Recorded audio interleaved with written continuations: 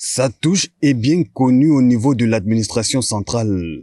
Le tact, l'un de ses traits de caractère laissés au port autonome de Douala, une simplicité qui le suit et jaillit au premier contact avec son interlocuteur. Et Poupa Bossambo Valentin, le maire de Douala 3e, 62 ans, bien entamé, débute sa glorieuse aventure au sein de l'une des plus importantes communes du pays en 2020, lors des dernières consultations.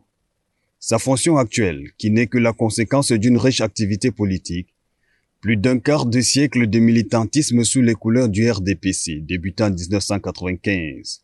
L'une de ses fiertés, affirmée et assumée, c'est d'être compté parmi les premiers acteurs de la décentralisation.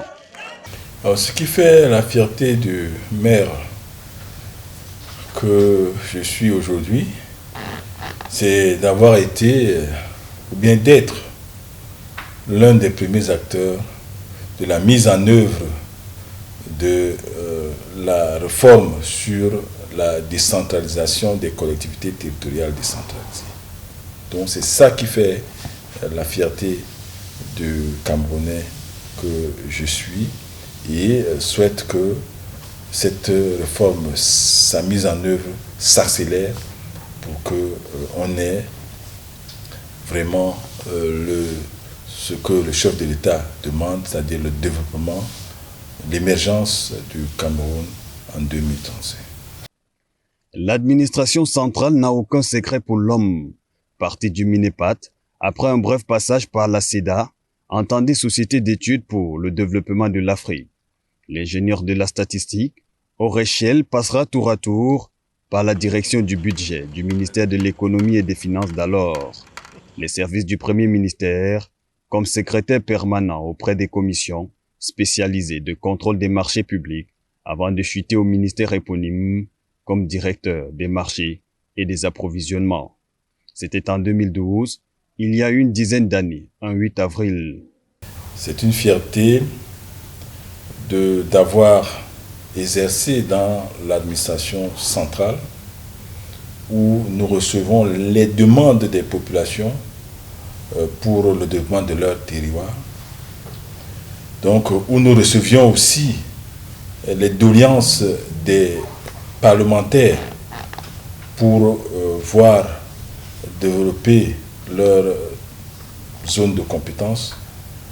Aujourd'hui, avec la décentralisation, être acteur, c'est-à-dire, c'est à ce niveau-là, c'est-à-dire que c'est au niveau local que désormais cette demande s'exerce.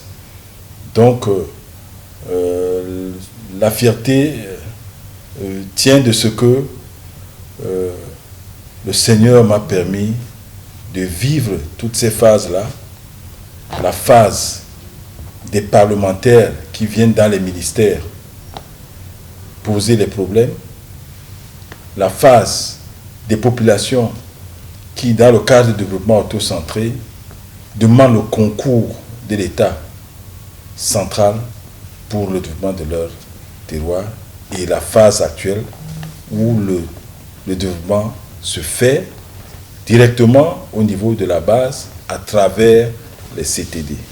Son expérience professionnelle ne tranche pas avec sa générosité dans la littérature. Et Poupa Valentin, c'est aussi un écrivain confirmé. Ses publications, tant sur le plan académique que professionnel, le distinguent. Essaye de l'orientation de l'industrie camerounaise de bois, comparaison des procédures d'élaboration des programmes, évaluation du programme d'investissement public au Cameroun, le guide d'initiation à la comptabilité générale et à l'évaluation des projets porte également son nom. L'ancien diplômé en analyse financière a aussi sa place dans les amphis, l'École nationale de l'administration et de la magistrature, non sans compter les multiples séminaires, parmi lesquels celui portant sur la passation et le contrôle des marchés publics au Cameroun. Ces leçons dispensées viennent rappeler s'il en était encore besoin que l'expertise dans les finances publiques, système des marchés publics, ne font l'objet d'aucune contestation. Moulé à l'université de Yaoundé au début des années 80, l'unique que comptait le Cameroun après l'obtention de son baccalauréat CRC au lycée Jos de Douala, et Poupa Valentin est aussi le produit de l'Institut des statistiques, de planification et d'économie appliquée de Yaoundé en 1983. Son passage au Centre d'études financières économiques et bancaires de Paris lui donne l'expertise nécessaire en analyse et d'évaluation des projets.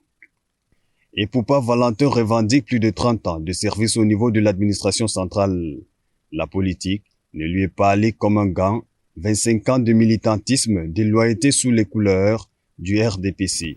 Marié et père de 3 enfants, le grand officier de l'Ordre national de la valeur est fier d'écrire sur la terre qu'il a vu naître les premières pages de la décentralisation.